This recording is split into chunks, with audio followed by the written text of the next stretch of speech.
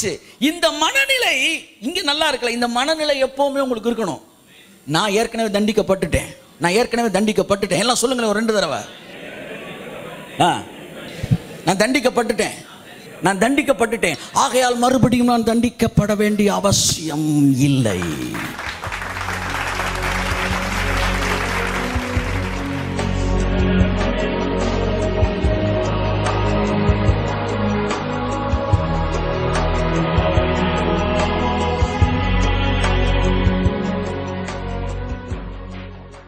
உங்க சாயல் என்ன? பைபிள் சொல்லுது, what is your image in Christ? கிறிஸ்துவுக்குள்ள என்னுடைய சாயல் என்ன? பைபிள் சொல்லுது இதுதான். ஒருத்தர் வந்து கேட்கிறான், நான் திரும்ப வரேன் மேட்ருக்கு, நாங்கள் ரட்சிக்கப்படுவதற்கு நாங்கள் என்ன செய்யணும்?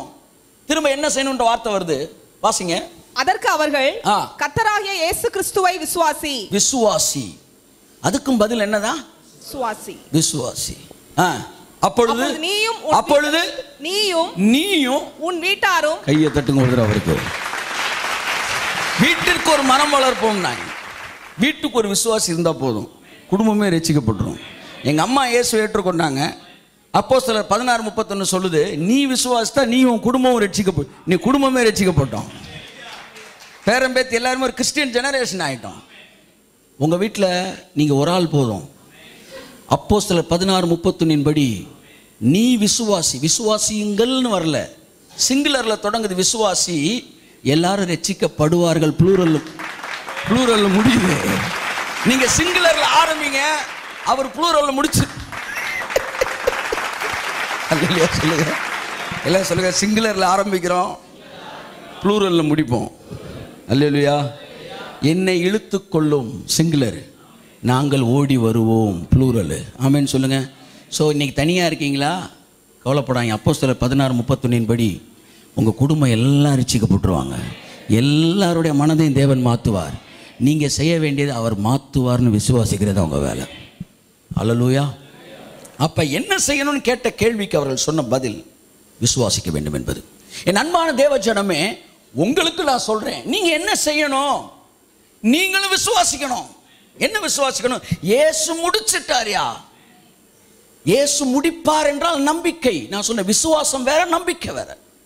நம்பிக்கை என்றால் இனிமேல் நடப்பது, நடக்கும், நீங்க நம்புறீங்க, அதுக்கு பேர் நம்பிக்கை. அதற்கான விளக்கங்களை வேத ஆதாரத்தோடு உங்கள்கிட்ட ஏற்கனவே நான் பேசிட்டேன். இனிமேல் நடக்கும் என்று சொன்னால் அது நம்பிக்கை, ஏற்கனவே நடந்து முடிந்தது என்றால் அது விசுவாசம். நாளைக்கு உங்க வீட்டுக்கு வர்றேன்னு சொன்னால் அது நம்பிக்கை, வருவாரு, நம்புறீங்க. நேற்று உங்கள் வீட்டுக்கு வந்தேன்னா அது விசுவாசம், வந்துட்டேன். பைபிள் உங்களை நம்புகிறதுக்காக அழைக்கல, உங்களை விசுவாசிக்கிறதுக்கு அழைச்சிருக்கு. என்ன விசுவாசம்? இயேசு உங்கள் பாவங்களை மன்னிப்பாரா? மன்னிச்சிட்டார். இயேசு உங்கள் வியாதிகளை சுகமாக்குவாரா? சொல்லுங்களேன் வாயை திறந்து. நான் கிறிஸ்துவுக்குள் இருக்கிறேன். சொல்லுங்க. நான் நீதிமானா இருக்கிறேன். நான் அவருடைய ராஜ்யத்தில் இருக்கிறேன். நான் குற்றமற்றவனாய் என்னை மாற்றி இருக்கிறார். நான் கண்டிக்கப்படாதவன். ஒரு தப்புக்கு ஒரு தடவை தான் தண்டிக்க முடியும், 2வது தடவை தண்டிக்க முடியாது. ஒருத்தன் கொலை செஞ்சுட்டான், அவனை கொண்டு போய் ஜெயிலில் போட்டாங்க. 14 வருஷம் சிறை காவல் தண்டனை. 16 வருஷம் கழிச்சு அவனை என்ன செஞ்சிடணும்? ரிலீஸ் பண்ணினா வெளியே வந்துட்டான். இவன் தண்டிக்கப்பட்டவன், இன்னொருத்தன் குற்றம் செய்யாதவன், 2 பேருமே வெளியில் சுற்றிக்கிட்டு இருக்கிறாங்க. கண்டிக்கப்பட்டுட்டான் ஒருத்தன், தப்பு செஞ்சேங்க. ஒருத்தன் தண்டிக்கப்படலை, 2 பேரும் வெளியே சுற்றுறாங்க. ஜட்ஜ் அந்த பக்கம் போயிட்டு இருக்கிறார். திடீர்னு அந்த அக்யூஸ்டை பார்க்குறார், பழைய அக்யூஸ்ட். அவனை கூப்பிட்டு, தம்பி நீ அந்த மர்டர் கேஸு? ஆமாம் சார். ஆமாம், நீ என்ன வெளியே சுற்றிக்கிட்டு இருக்கிற அப்படின்னு சொல்லி திரும்ப இவனை தூக்கி உள்ள வைங்கடா அப்படின்னு சொல்ல முடியுமா? சொல்லுங்கள் கொஞ்சம். அப்படி தூக்கி உள்ளே கொண்டு வைக்கணும்னு கொண்டு போனா அவன் என்ன சொல்லுவான்? சொல்லுங்களேன், என்ன சொல்லுவான்? சத்தமாக சொல்லுங்க. ஐயா, நான் கொலை செஞ்சது உண்மைதான், ஆனால் அந்த கொலைக்கான தண்டனையை நான் வாங்கிட்டேன். நான் ஏற்கனவே தண்டனையை வாங்கினதுனால நான் இன்னொரு தடவை வாங்க வேண்டிய அவசியம் இல்லை. நீ பாவி இருக்கு சார் சொல்லுமா? நீ சொல்லணும், ஆமாம் நான் பாவி தான், ஆனால் என் பாவத்துக்கான தண்டனையெல்லாம் நான் வாங்கிட்டேன். நீ எங்கே வாங்கின?